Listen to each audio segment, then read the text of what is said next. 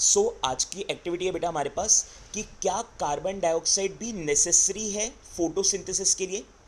अगर हमें फोटोसिंथेसिस का प्रोसेस करना है, हमें यानी कि प्लांट्स को अगर फोटोसिंथेसिस का प्रोसेस करना है तो क्या कार्बन डाइऑक्साइड नेसेसरी है। तो इसी पे बेस हमारे पास एक्टिविटी है, इसको रीड करते हैं बेटा। कह रहे take two healthy potted plants which are nearly the same size. आपको दो हेल्दी पॉटेड प्लांट्स लेने हैं, देखो ये रे, दो आपको प्लांट्स ले लेने हैं और हेल्दी प्लांट्स होने चाहिए, दोनों का साइज भी सेम होना चाहिए approximate. Keep them in a dark room for 3 days। तीनों को दोनों को आपको 3 days के लिए एक डार्क रूम में बंद कर देना है ताकि इसको सनलाइट ना मिल पाए, और अगर सनलाइट नहीं मिलेगी तो ये फोटोसिंथेसिस का प्रोसेस नहीं कर पाएगा। Now place each plant on separate glass plates. Place a watch glass containing potassium hydroxide by the side of one of the plant. The potassium hydroxide is used to absorb carbon dioxide. अब ध्यान से सुनना बेटा क्या कर रही है। कह रहा है कि एक प्लांट के साइड में आपको चाइना डिश के अंदर पोटेशियम हाइड्रोक्साइड रख देना है। पोटेशियम हाइड्रोक्साइड को शॉर्ट में लिखते हैं बेटा KOH। पोटेशियम हाइड्रोक्साइड को शॉर्ट में लिखते हैं बेटा KOH। एक पॉटेड प्लांट के साइड में आपको रख देना है और दूसरे के साइड में नहीं रखना। ये पोटेशियम हाइड्रोक्साइड करता क्या है, ये पोटेशियम हाइड्रोक्साइड अपने इन्वायरमेंट में से कार्बन डाइऑक्साइड को अपने अंदर एब्जॉर्व कर लेता है, मतलब आसपास से जो भी कार्बन डाइऑक्साइड है ना उसको खत्म कर देता है। अब ध्यान से देखो, खुद लॉजिक समझो बेटा। अगर एक पॉटेड प्लांट के पास में अगर ये पोटेशियम हाइड्रोक्साइड रखेगा तो इसके आसपास की जो भी कार्बन डाइऑक्साइड होगी वो ये पोटेशियम हाइड्रोक्साइड ले लेगा, तो इसका मतलब प्लांट्स को कार्बन डाइऑक्साइड मिलेगा ही नहीं। जबकि दूसरे वाले में पोटेशियम हाइड्रोक्साइड रखा ही नहीं है, तो इसका मतलब दूसरे वाले प्लांट को कार्बन डाइऑक्साइड ईजिली मिल जाएगी। दोबारा से रिपीट करो बेटा, ध्यान से समझो क्या हो रहा है यहाँ पे।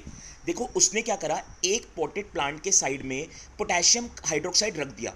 इसका काम ये है कि आसपास से जो भी कार्बन डाइऑक्साइड है ना ये अपने अंदर ले लेता है, ये अपने अंदर ले लेता है। तो इसका मतलब अगर पहले वाले केस में पोटेशियम हाइड्रोक्साइड ने कार्बन डाइऑक्साइड अपने अंदर ले ली तो प्लांट्स को कुछ मिलेगी नहीं, और अगर प्लांट्स को कुछ मिलेगी नहीं तो प्लांट फोटोसिंथेसिस का प्रोसेस नहीं कर पाएगा। जबकि सेकंड वाले केस में क्या हो रहा है बेटा, सेकंड वाले केस में ऐसा कुछ भी पोटेशियम हाइड्रोक्साइड हमने नहीं रखा हुआ, तो इसका मतलब कार्बन डाइऑक्साइड सीधा किसको मिलेगी, प्लांट्स को मिलेगी, तो प्लांट्स फोटोसिंथेसिस का प्रोसेस कर पाएगा। अब क्या कह रहे हैं, कह रहे cover both plants with separate bell jar as shown in figure this. आपको दोनों प्लांट्स को बेल जार से कवर्ड कर लेना है, मतलब एक ऐसा जार जो गैसेस को एक्सचेंज ना होने दे, मतलब कि जो और गैसेस अंदर ना आने दे। कह रहे use Vaseline to seal the bottom of the jar to the glass plates so that the setup is airtight. इसके बॉटम में ना आपको वेस्लिन लगा लेनी है। वेस्लिन से होगा क्या, ये एयर टाइट कंटेनर बन जाएगा, यानी कि एक ऐसा कंटेनर जिसमें गैसेस एक्सचेंज नहीं होंगी, मतलब कि बाहर से अंदर नहीं जाएंगी। अब आपको इस प्लांट को सनलाइट के अंदर रख देना 2 घंटे के लिए। आपको पता है अगर ये सनलाइट के अंदर रखेंगे तो इसका मतलब ये फोटोसिंथेसिस का प्रोसेस करेगा। तो अब आप खुद बताओ बेटा, क्या ए वाला फोटोसिंथेसिस का प्रोसेस पूरा कर पाएगा या बी वाला। तो आंसर है बेटा बी वाला कर पाएगा, ए वाला नहीं कर पाएगा। क्यों नहीं कर पाएगा, क्योंकि ए को चाहिए कार्बन डाइऑक्साइड जो कि किसने ले ली है, पोटेशियम हाइड्रोक्साइड ने ले ली है। तो अगर ए वाले केस की सारी कार्बन डाइऑक्साइड पोटेशियम हाइड्रोक्साइड ने ले ली है तो इसका मतलब सनलाइट मिलने के बावजूद भी ये फोटोसिंथेसिस नहीं कर पाएगा। जबकि इसको सनलाइट भी मिल रही है बी वाले को और कार्बन डाइऑक्साइड भी अंदर है, तो इसको आसानी से ये फोटोसिंथेसिस का प्रोसेस परफॉर्म कर पाएगा। अब आपको कंक्लूजन बताना है बेटा कि कंक्लूजन क्या निकलता है। कंक्लूजन मैं आपको यहाँ पे लिखवा देता हूँ कि कंक्लूजन यहाँ पे क्या निकलेगा, तो आप इसका कंक्लूजन बेटा अपने पास लिखो और फिर मेरे को बताना आपको क्या डाउट है। तो कंक्लूजन में यहाँ पे लिखेंगे द लीफ ऑफ, एक सेकेंड, ये आप सब बेटा नोट कर लो। The leaf of the pot with potassium hydroxide will not turn blue black. देखो बेटा ब्लू ब्लैक टर्न होने का मतलब होता है कि इसके अंदर स्टार्च प्रेजेंट है, इसके अंदर स्टार्च प्रेजेंट है। स्टार्च का मतलब खाना, तो अगर ये ब्लू ब्लैक में कन्वर्ट नहीं हो रहा तो इसका मतलब इसके अंदर स्टार्च नहीं है, और अगर स्टार्च नहीं है तो खाना इसका मतलब नहीं बना अंदर, तो ये मतलब है इसका। तो यहाँ पे लिख रहे हैं the leaf of the pot with potassium hydroxide will not turn blue black because potassium hydroxide absorbs carbon dioxide required for photosynthesis photosynthesis के लिए जो रिक्वायरमेंट है बेटा वो इसको नहीं मिली, जिसकी वजह से ये ब्लू ब्लैक में टर्न नहीं होगा। जबकि दूसरा आगे के लिए लिख रहा हूं, the leaf of pot without KOH यानी कि potassium hydroxide will show blue black colour due to presence of carbon dioxide, क्योंकि इसका कार्बन डाइऑक्साइड तो बेटा कंज्यूम ही नहीं हुआ, तो इसका मतलब इसके अंदर कार्बन डाइऑक्साइड है, which is essential for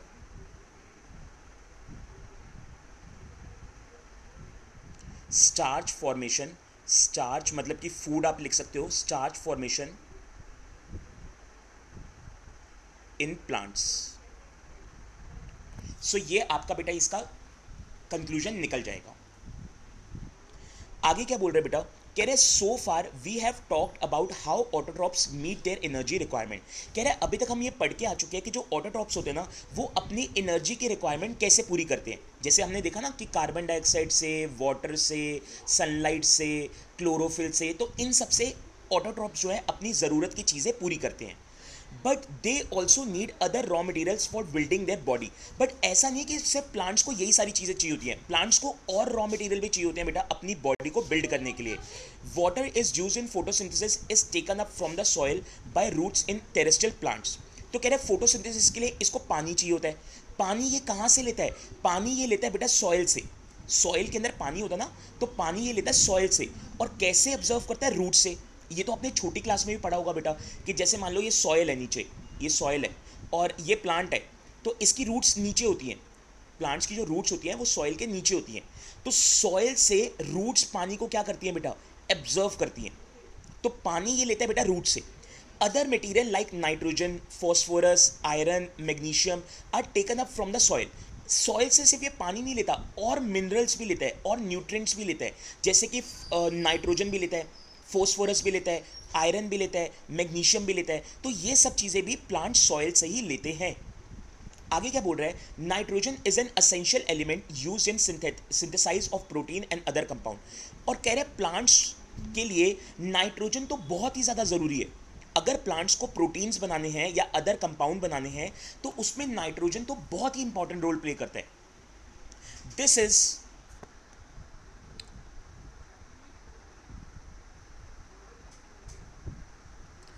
this is taken up in the form of inorganic nitrates और नाइट्राइट्स। और वो कह रहे हैं कि प्लांट्स नाइट्रोजन को ऑब्टेन कैसे करता है? तो प्लांट्स नाइट्रोजन को नाइट्रेट्स और नाइट्राइट्स की फॉर्म में ऑब्टेन करता है। इसका क्या मतलब हुआ? देखो ये चीज़ आपने 9th क्लास में सीखनी थी बेटा, लेकिन 9th क्लास में ना आपका ये वाला टॉपिक डिलीट हो गया था, तो इसलिए वहाँ पे आप समझ नहीं पाए। तो थोड़ा सा मैं यहाँ पे समझाने की कोशिश करता हूँ आपको। देखो जो नाइट्रोजन होता है ना, जो नाइट्रोजन की एक्चुअल फॉर्म होती है जिसको हम बोलते हैं एटमॉस्फेरिक नाइट्रोजन, जो हमारे एटमॉस्फेयर में नाइट्रोजन मिलता है ना बेटा 78% अप्रॉक्सीमेट, उसको बोलते हैं एटमॉस्फेरिक नाइट्रोजन। प्लांट्स होते हैं ना वो एटमॉस्फेरिक नाइट्रोजन को डायरेक्टली कंज्यूम नहीं कर पाते, वो एटमॉस्फेरिक नाइट्रोजन को डायरेक्टली कंज्यूम नहीं कर पाते। तो फिर वो किस टाइप का नाइट्रोजन लेते हैं? तो सॉइल के अंदर ना कुछ बैक्टीरियाज होते हैं, जिसमें से एक बैक्टीरिया होता है बेटा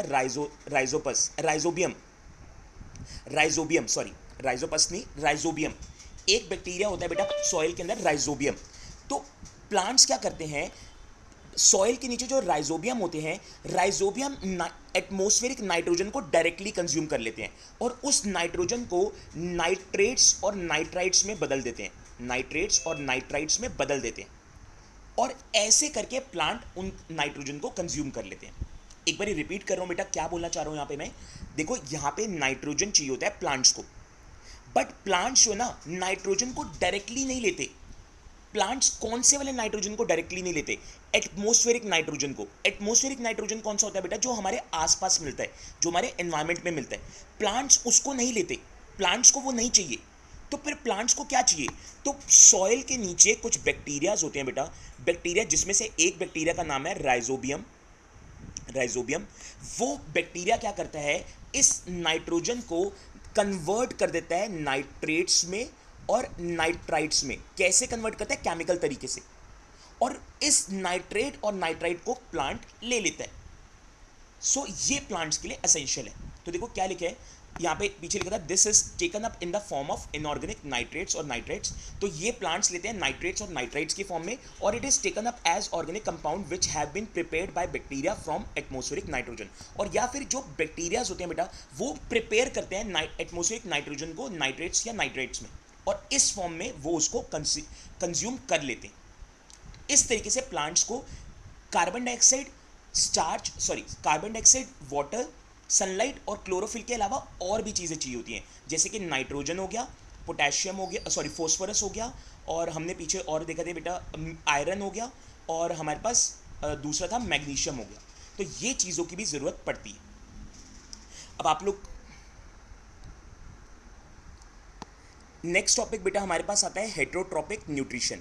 अब हेट्रोट्रॉपिक न्यूट्रिशन को बेटा यहाँ पे रीड करने से पहले मैं आप लोगों को कुछ बातें लिखवाना चाहता हूँ, क्योंकि बुक में ना सही से नहीं दे रखी बेटा, तो आप लोग इसको नोट करो अच्छे से, अपने पास नोट कर लो, नोट्स में बना लो, और फिर हम इसमें रीड करेंगे, क्योंकि बुक में सही से दे नहीं रखा इसको, लेकिन पेपर में आती हैं जो मैं बातें यहाँ पे लिखवाने वाला हूँ। तो देखो यहाँ पे हम लिख रहे हैं there are 3 types of heterotrophic nutrition. बेटा हमारे भी यहाँ पे जो है 3 टाइप के हेट्रोट्रॉपिक न्यूट्रिशन होते हैं। कौन कौन से होते हैं बेटा? पहला होता है बेटा saprophytic nutrition.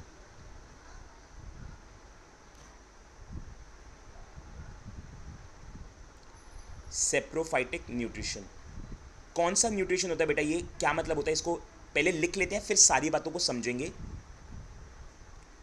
Organisms feed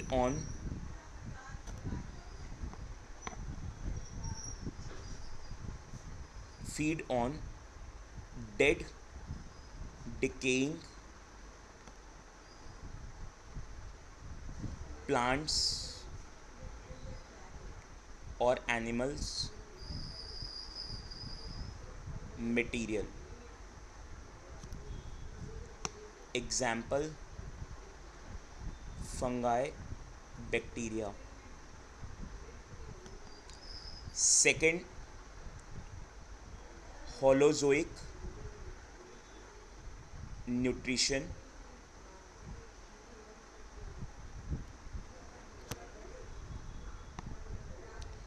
Organism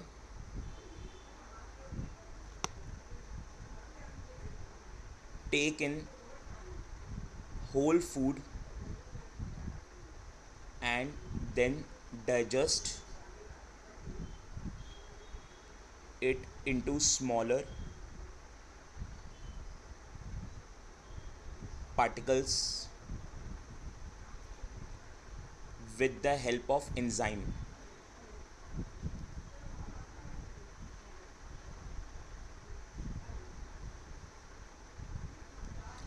Example, humans, lion, deer, etc. And last होता है बेटा parasitic nutrition.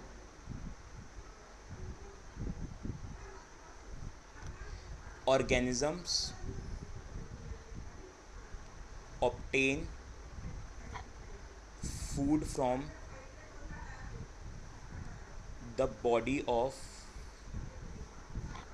another living organism.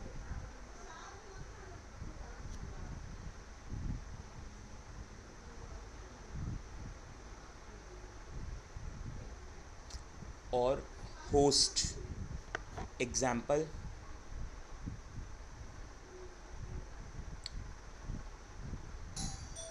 cascader plant. एक सेकेंड,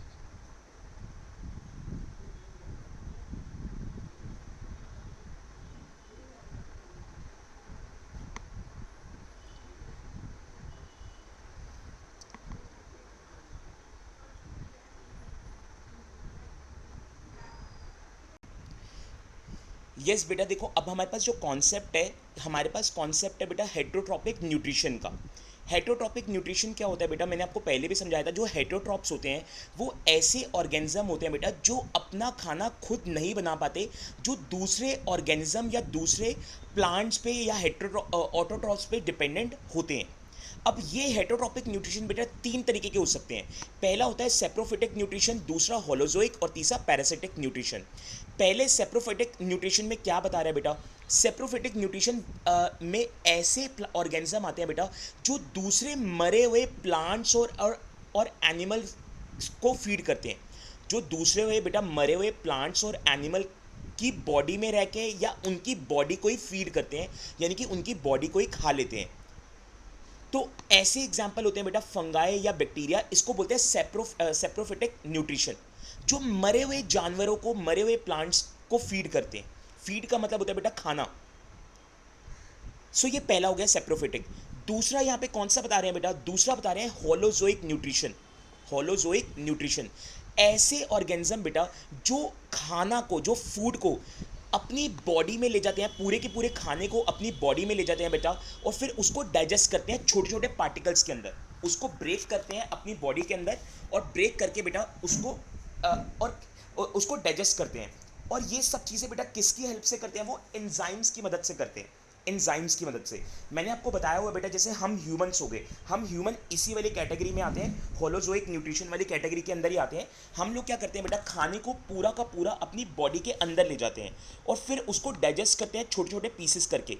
और ये सब किसकी मदद से करते हैं बेटा, एंजाइम्स की मदद से करते हैं। मैंने आपको बताया एंजाइम का मतलब होता है केमिकल्स।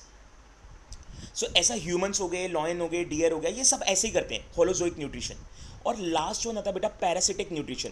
पैरासिटिक न्यूट्रिशन क्या करते हैं, जो भी लिविंग ऑर्गेनिज्म है, लिविंग ऑर्गेनिज्म, ये उनकी बॉडी से फूड को ऑब्टेन करते हैं। ये उनकी बॉडी से फूड को ऑब्टेन करते हैं। अब ये तो यहाँ पे इन्होंने साइंटिफिक एग्जाम्पल्स यहाँ पे लिखे हुए हैं। अगर मैं आपको बहुत ही कॉमन एग्जाम्पल बताऊँ तो जैसे अभी अर्चना ने बताया मॉस्किटोस, क्या मॉस्किटो पैरासिटिक न्यूट्रिशन होते हैं, यानी कि जो मच्छर वगैरह होते हैं। यस बेटा, ये पैरासिटिक न्यूट्रिशन होते हैं। हम लिविंग ऑर्गेनिज्म का ब्लड सक करते हैं ये अपने फूड को वो करने के लिए, ऑब्टेन करने के लिए। हम लिविंग ऑर्गेनिज्म है, हम लिविंग ऑर्गेनिज्म से वो क्या कर रहे हैं, अपना फूड ऑब्टेन कर रहे हैं। इसी तरीके से आपने सुना होगा बेटा लाइस। लाइस क्या होता है, जैसे जो हमारे सिर में जूं वगैरह हो जाती है, सुना होगा आप लोगों ने, ठीक है। तो इसमें क्या होता है, इसमें भी तो यही होता है कि हमारे लिविंग ऑर्गेनिज्म, हम जो जिंदा इंसान है, हमारे जिंदा इंसान के सिर के अंदर जाके वो हमारे ब्लड को सक करते हैं। तो ये भी तो पैरासिटिक न्यूट्रिशन ही हो गया। या आपने और एग्जांपल सुने होंगे बेटा, टेप वॉर्म सुना होगा आपने, टेप वॉर्म हो गया। तो ये भी कुछ इसी का ये है, राउंड वॉर्म हो गया। ये भी जिंदा लोगों को या जिंदा ऑर्गेनिज्म की बॉडी पे स्टिक कर जाते हैं और फिर उनकी बॉडी से ब्लड सक करते हैं, यानी कि अपना फूड ऑब्टेन करते हैं। तो ऐसे ऑर्गेनिज्म को हम पैरासिटिक या पैरासाइट्स बोलते हैं। अब ये तीन टाइप के हेटरोट्रॉपिक न्यूट्रिशन हमें पढ़ने हैं, जो बुक में भी दे रखी है, बट प्रॉपर तरीके से ना डिफ्रेंशिएट नहीं करा हुआ, तो इसलिए मैंने आपको यहाँ पे समझा दिए। अब बुक का भी लैंग्वेज को पढ़ लेते हैं, बुक में भी सारी बातों को रीड कर लेते हैं। सो देखते हैं बेटा बुक में क्या बोल रहे हैं यहाँ पे। इसमें क्या कह रहे हैं, each organism is adapted to its environment. हर ऑर्गेनिज्म जो है ना बेटा अपने इन्वायरमेंट से अडेप्ट हुआ है, मतलब अपने इन्वायरमेंट में जो भी उसके इन्वायरमेंट में है उससे वो अपने आप को ढाल चुका है, उसी इन्वायरमेंट में वो फिर सर्वाइव कर पाता है। The form of nutrition differs depending on the type and availability of food material as well as how it is obtain by the organism. अब किस ऑर्गेनिज्म को कौन सा न्यूट्रिएंट्स मिलेगा, किस फॉर्म में न्यूट्रिएंट्स मिलेगा, किस टाइप का मिलेगा, कौन सा फूड मटेरियल उसके लिए अवेलेबल होगा, ये सब डिपेंड करता है बेटा। ये सब अलग अलग होता है। जैसे हर ऑर्गेनिज्म अपना फूड किस तरीके से ऑब्टेन करेगा, कैसे उसको वो फूड मिलेगा, कैसे वो उसको कंज्यूम करेगा, ये सब चीज़ें हर ऑर्गेनिज्म की अलग अलग होती है हेटरोट्रॉपिक के अंदर। जैसे अभी हमने ऊपर 3 लिस्ट पढ़ी थी ना, ये उसी के बारे में बात कर रहे हैं कुछ। जैसे for example, whether the food source is stationary और mobile would allow the difference in how the food is accessed and what is the nutritive apparatus used by a cow and a lion। तो आपको कह रहे हैं कि अब जैसे example के लिए देखो, जैसे कुछ ऑर्गेनिज्म के लिए जो फूड होता है बेटा वो स्टेशनरी होता है। स्टेशनरी यानी कि फिक्स्ड होता है, जैसे ग्रास। अब ग्रास तो हिल नहीं सकती, तो अब जो हेटरोट्रॉपिक जो हर्बीवोरस है बेटा, हर्बीवोरस कौन से होते हैं बेटा, जो प्लांट्स को कंज्यूम करते हैं। जो हर्बीवोरस होते हैं उनके लिए तो फूड बड़ा इजी है ऑब्टेन करना। क्योंकि फूड उनके लिए स्टेशनरी होता है, उनको इधर उधर कहीं भागने की ज़रूरत नहीं पड़ती उनके पीछे, सिंपल सिंपल वो उसको किसी भी लोकेशन पे जाके आसानी से खा सकते हैं। जबकि वहीं जो लॉयन हो सकता है, उसके लिए फूड ऑब्टेन करना थोड़ा मुश्किल हो सकता है, क्योंकि उसके फूड जो होते हैं वो मोबाइल होते हैं। मोबाइल का मतलब होता है जो इधर उधर घूम सकते हैं, जैसे कि डियर। अब लॉयन को खाना है डियर, मान लो, तो अब डियर ऐसा तो नहीं है कि वो एक ही जगह पे खड़ा रहेगा, वो भी तो भागेगा अपने आप को बचाने के लिए, और लॉयन भी उसके पीछे भागेगा। तो दोनों का जो न्यूट्रिशन ऑब्टेन करने का तरीका है ना बेटा, वो अलग अलग है। एक को खड़े खड़े ही मिल जाता है, तो दूसरे को भागना पड़ता है। There is a range of strategies by which the food is taken in and used by the organism. अब इसके लिए फूड कैसे वो अंदर लेगा, कैसे वो उस वो फूड से अपना कैसे वो उस ऑर्गेनिज्म से अपना फूड ऑब्टेन करेगा, तो इसकी स्ट्रैटेजी बेटा अलग अलग होती है। जैसे कि एग्जांपल के लिए देखो, कह रहे some organism break down the food material outside the body and then absorb it. कह रहे कुछ ऐसे ऑर्गेनिज्म होते हैं बेटा जो अपना खाना खुद ही जो अपने खाने को आउटसाइड द बॉडी ब्रेक करते हैं और फिर एब्जर्व करते हैं धीरे धीरे। जैसे कि अभी मैंने एग्जांपल दिया फंगाई का हो गया, या ईल्ड हो गया, या मशरूम्स हो गए। तो ये कुछ ऑर्गेनिज्म जो होते हैं ना बेटा, ये बॉडी के बाहर ही क्या करते हैं, खाने को ब्रेक डाउन चालू कर देते हैं, खाने का ब्रेक डाउन चालू कर देते हैं। एग्जाम्पल के लिए अभी हमने सेप्रोफाइट्स करा था ना, सेप्रोफिटिक न्यूट्रिशन, ये वही है सेप्रोफिटिक वाला। क्या बोलना चाह रहे हैं, जैसे कि फंगाई हो गया। अब फंगाई क्या करता है बेटा, कि अपने जो अंदर से जो केमिकल्स होते हैं वो खाने के ऊपर बाहर ही रिलीज कर देता है। जैसे कि ब्रेड मोल्ड इसका एग्जांपल है, इसको समझो। जैसे कि एक ब्रेड हो गया, तो अगर ब्रेड के ऊपर फंगस लगना होगा ना, तो ये कैसे लगेगा, जो फंगा है ना अपने अंदर से कुछ केमिकल्स या एंजाइम्स ना इस ब्रेड के ऊपर रिलीज कर देगा, और ये ब्रेड धीरे धीरे करके खराब होने लग जाएगी, मतलब कि इसमें फंगस लग जाएगी, और फिर धीरे धीरे करके इसको डाइजेस्ट करेगा। तो ये कुछ एग्जाम्पल है बेटा आपके सेप्रोफाइट्स की। अब देखो इसने नाम नहीं स्पेसिफाई करा हुआ, तो मैंने आपको स्पेसिफाई कर दिया कि ये सेप्रोफिटिक होते हैं, क्योंकि पेपर में ना डिफरेंशिएट आता है इनका कि सेप्रोफिटिक कौन से होते हैं या होलोजोइक कौन से होते हैं, बट बुक में नहीं लिखा हुआ, तो मैंने आपको पहले यहाँ पे बता दिए। फिर दूसरा कह रहे हैं other take in whole material and break it down inside their body. ये भी अभी मैंने आपको बताया कि कुछ ऐसे ऑर्गेनिज्म होते हैं जो बेटा खाने को पूरा का पूरा अंदर ले जाते हैं और बॉडी के अंदर ही डाइजेस्ट करते हैं उसको। ये कौन से होते हैं,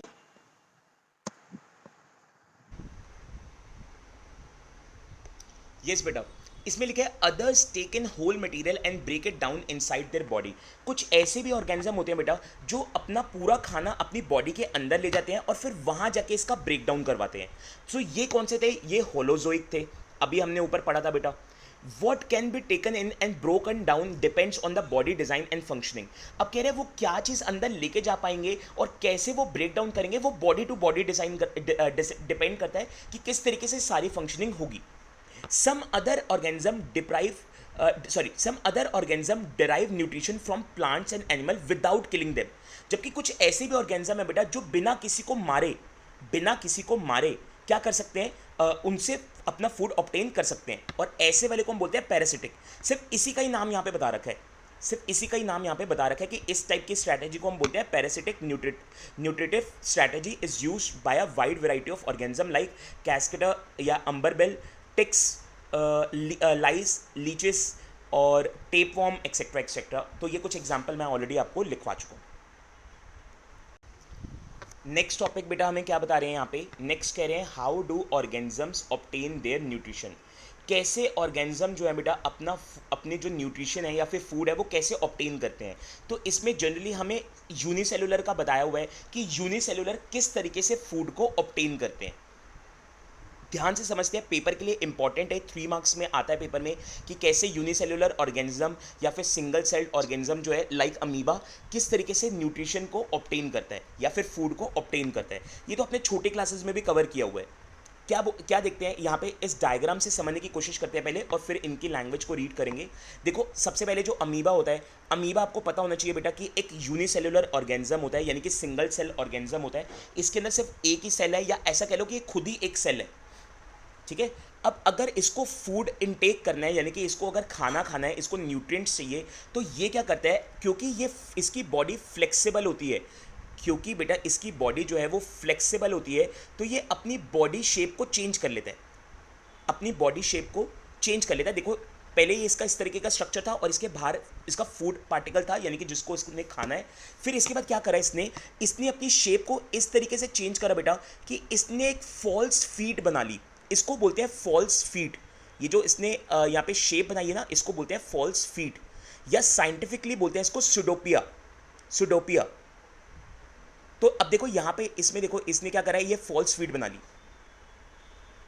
अब क्या हुआ यहाँ पे, जब ये फॉल्स फीट बनाएगा बेटा, तो ये इसको धीरे धीरे करके अपने अंदर ले लेगा, और जब ये अंदर ले लेगा तो जो ये शेप बनेगी ना, ये मैं कलर चेंज करता हूँ ताकि आपको समझ आए। देखो जो ये शेप बन रही है, ये फूड वैक्यूल बोलते हैं इसको। यस शिवेन, कुछ पूछना है आपको? No sir. ओके, सो देखो ये यहाँ पे क्या हो रहा है बेटा, यहाँ पे फूड वैक्यूल बन जाएगा। फूड वैक्यूल का मतलब है जहाँ पे ये फूड को स्टोर करेगा, डाइजेस्ट करेगा, सब कुछ करेगा, और फिर जब ये फूड को खा लेगा तो जो वेस्ट होगा वो इसी तरीके से ये इसी स्टेप्स को अगर हम रिवर्स कर देंगे तो वो बाहर निकाल देगा। जो भी वेस्ट होगा, जब वो ये फूड को डाइजेस्ट कर लेगा तो जो भी वेस्ट प्रोड्यूस होगा वो इसी प्रोसीजर को अगर हम रिवर्स कर देंगे तो ये उसको बाहर निकाल देगा। तो इस तरीके से यहाँ पे यूनिसेलुलर जो है वो फूड को क्या करता है बेटा, ऑब्टेन करता है और डाइजेस्ट करता है। रीड करते हैं इनकी लैंग्वेज को। कह रहे since the food and the way it is observe differ, the digestive system is different in various organism. कह रहे क्योंकि जो फूड है बेटा वो हर ऑर्गेनिज्म अलग अलग तरीके से ऑब्टेन करता है, तो इसलिए उनका डाइजेस्टिव सिस्टम भी क्या होता है बेटा, अलग अलग होता है। उसको डाइजेस्ट करने का तरीका भी अलग अलग होता है। जैसे कि single cell organism, the food may be taken in by the entire surface. Example के लिए कह रहा है एक सिंगल सेल ऑर्गेनिज्म जो है ना, वो खाने को किस तरीके से इनटेक करता है, वो अपनी पूरी की पूरी बॉडी उस पर लगा देता है उसको अंदर लेने के लिए। जबकि मल्टी सेलुलर में ऐसा नहीं होता। जैसे हम लोग हैं, हम लोग क्या पूरी बॉडी लगा देते हैं उसको अंदर डालने के लिए? नहीं, हमारा सिर्फ माउथ यूज होता है बेटा खाने को अंदर लेके जाने के लिए। जबकि इनकी तो पूरी की पूरी बॉडी इन्वेस्ट हो जाती है फूड को अंदर जाने के लिए। But as the complexity of the organism increases, different parts become specialized to perform different function. लेकिन कह रहे हैं कि अगर organism की बॉडी कॉम्प्लेक्स होगी, यानी कि हम ह्यूमंस की बात कर रहे हैं, वो ह्यूमंस और एनिमल्स की बात कर रहे हैं, कह रहे हैं अगर बॉडी कॉम्प्लेक्स होगी यानी कि मल्टी सेलुलर ऑर्गेनिज्म होंगे, तो फूड जो है वो बॉडी के अलग अलग पार्ट से जाएगा, उसके लिए स्पेशलाइज पार्ट होंगे और उनके स्पेशल फंक्शंस होंगे जिससे वो फूड को इनटेक करेगा और डाइजेस्ट करेगा। For example, amoeba takes in food using temporary finger-like extension of the cell surface which fuse over the food particle forming a food vacuole. तो यहाँ पे देखो अमीबा का बता रहा है कि अमीबा क्या करता है, एक फिंगर लाइक प्रोजेक्शन बनाता है जिसको हम सुडोपिया भी बोलते हैं, और इसको हम फॉल्स फीड भी बोलते हैं। ठीक है, फिंगर लाइक प्रोजेक्शन आता है जो कि टेम्परेरी होता है। टेम्परेरी मतलब परमानेंट नहीं होती है शेप इसकी, और इससे वो क्या करता है, फूड पार्टिकल को अपने अंदर ले लेता है और एक फूड वैक्यूल फॉर्म कर देता है। देखो ये रहा फूड वैक्यूल। फूड वैक्यूल का मतलब है ऐसा पार्ट जो जहाँ पे फूड स्टोर हो रहा है। Inside the food vacuole, complex substances are broken down into simple ones, which then diffuse into the cytoplasma. अब क्या करता है, अभी जो खाना है जो कि कॉम्प्लेक्स फूड है, ये वैक्यूल इसको सिंपल सब्सटेंस में कन्वर्ट करता है, और जो मटेरियल मिल रहा है वो साइटोप्लाज्मा में जाके मिक्स हो जाता है। साइटोप्लाज्मा मतलब ये जो येलो येलो पार्ट नजर आ रहा है ना आपको, ये साइटोप्लाज्म है, इसके अंदर जाके मिक्स हो जाता है वो खाना, या आप ऐसे समझ लो कि इसको न्यूट्रिएंट्स मिल जाते हैं। The remaining undigested material is move to the surface of the cell and thrown out. और इसी तरीके से अब जिस तरीके से इसने खाना अंदर लिया था, इसी तरीके से ये धीरे धीरे करके उस वेस्ट को, जो खाने को डाइजेस्ट करने के बाद वेस्ट प्रोड्यूस हुआ है, उस वेस्ट को बाहर निकाल देगा। इस तरीके से अमीबा काम करेगा। आगे देखो, यूनिसेलुलर का एक और एग्जांपल दे रहे हैं, paramecium, which is also a unicellular organism. The cell has a definite shape and food is taken in at a specific spot. वो कह रहे हैं सुडोपिया भी एक यूनिसेलुलर ऑर्गेनिज्म है, लेकिन इसकी शेप ना फ्लेक्सिबल नहीं होती, इसकी शेप फिक्स्ड होती है, इसलिए ये अपनी बॉडी के किसी भी पार्ट से खाना नहीं खाता। इसके लिए इसका एक स्पेसिफिक स्पॉट होता है, ये वहीं से खाना खाता है। जैसे हमारा माउथ होता है ना स्पेसिफिक, जहाँ से हम खाना अंदर डालते हैं, वैसे पैरामीशियम जो है वो एक यूनिसेलुलर ऑर्गेनिज्म होने के बावजूद भी उसका एक स्पेसिफिक स्पॉट होता है जहाँ से वो खाना अंदर लेता है। क्यों ऐसा होता है? क्योंकि उसकी डेफिनेट शेप होती है, फ्लेक्सिबल शेप नहीं होती है। Food is moved to this spot by the movement of cilia which cover the entire surface of the cell. और फूड अंदर ये लेता कैसे है? तो ये लेता है सीलिया की मदद से। ठीक है, इसका क्या मतलब होता है? देखो, जैसे मान लो ये पैरामीशियम है, तो इनके बाहर ना इस तरीके से हेयर लाइक प्रोजेक्शन होता है। हेयर जैसे बाल होते हैं ना, वैसे हेयर लाइक प्रोजेक्शन होता है। ये जो सीलिया होता है ना, ये इनको मूव करने में मदद करता है, मूव करने में। और फिर यहाँ से इसी की हेल्प से जो है ये फूड को क्या कर लेते हैं, स्पॉट करते हैं और फिर उसको खा लेते हैं।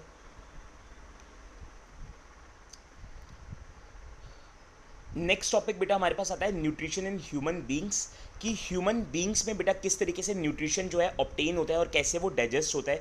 तो ये आज हम बेटा डिटेल में नहीं पढ़ेंगे, इसको हम नेक्स्ट क्लास में कवर करेंगे। आज जस्ट मैं आपको ऊपर ऊपर से थोड़ा सा आइडिया दे रहा हूँ कि ह्यूमन बींग्स में किस तरीके से न्यूट्रिशन होता है। तो देखो, ह्यूमन बींग्स के अंदर हमारा एक पूरा सिस्टम होता है जिसको हम एलिमेंट्री कैनाल बोलते हैं। एक पूरा का पूरा सिस्टम होता है बेटा, जहाँ पे हमारे माउथ से होके खाना अलग अलग पार्ट से होते हुए एनस से बाहर हो जाता है। माउथ से हम खाने को बेटा अंदर लेते हैं और फिर अंदर बॉडी के अलग अलग पार्ट्स में जाता है और अलग अलग पार्ट्स में जाके अलग अलग फंक्शंस परफॉर्म होते हैं और फिर वहाँ से होता हुआ जो वेस्ट होता है बेटा वो एनस से क्या होता है, पास आउट हो जाता है, बाहर निकल जाता है। तो ये हमारा पूरा का पूरा न्यूट्रिशन का रहेगा बेटा ह्यूमन बींग्स का। अब इस टॉपिक को हम नेक्स्ट क्लास में कवर करेंगे जैसे कि मैं आपको बोल रहा हूँ, बट इसकी हम डायग्राम से थोड़ा सा आइडिया ले लेते हैं कि कौन कौन से वो पार्ट्स हैं बेटा जहाँ जहाँ से फूड जाता है, पास आउट होता है। तो देखो, सबसे पहले हमारे पास यहाँ पे आता है माउथ का, कि सबसे पहले जो खाना है बेटा वो माउथ से अंदर जाता है। माउथ से अंदर जाके हमारे जो मुंह में वेट होता है बेटा, आपको पता है हमारे मुंह में जो है स्लाइवा होता है। तो हमारे मुंह में जो स्लाइवा होता है, जो वेट होता है, जो वाटर होता है, वो इस फूड को ब्रेक कर देता है और सॉफ्ट बना देता है, ताकि खाना जो है बेटा फूड पाइप से होता हुआ, जैसे ओसोफेगस जिसको हम बोलते हैं या फूड पाइप बोलते हैं, वहाँ से होता हुआ बेटा पास आउट होता हुआ वो जाता है स्टमक के अंदर। कहाँ जाता है बेटा वो? स्टमक के अंदर। फिर स्टमक के अंदर भी बेटा बहुत सारे अलग अलग केमिकल्स रिलीज होते हैं जिसकी वजह से ये क्या होता है बेटा, यहाँ पे डाइजेस्ट होता है। फिर वहाँ से बेटा ये फूड जाता है स्मॉल इंटेस्टाइन के अंदर। स्मॉल, ये जो अंदर अंदर बेटा ये दिख रही है ना आपको, छोटी छोटी ये जो कॉइल हो रखी है, तो ये स्मॉल इंटेस्टाइन है। फिर वहाँ जाता है, वहाँ से ये लार्ज इंटेस्टाइन के अंदर जाता है, ये रहा ये बड़ा वाला लार्ज इंटेस्टाइन, ठीक है। और यहाँ से फिर ये फूड जो है बेटा एनस से पास आउट हो जाता है। अब इसके बारे में, अब ये तो मैंने बहुत शॉर्ट में आपको बता दिया, इसमें बहुत डिटेल नॉलेज है बेटा, बहुत डिटेल आपको चीज़ें पढ़नी है।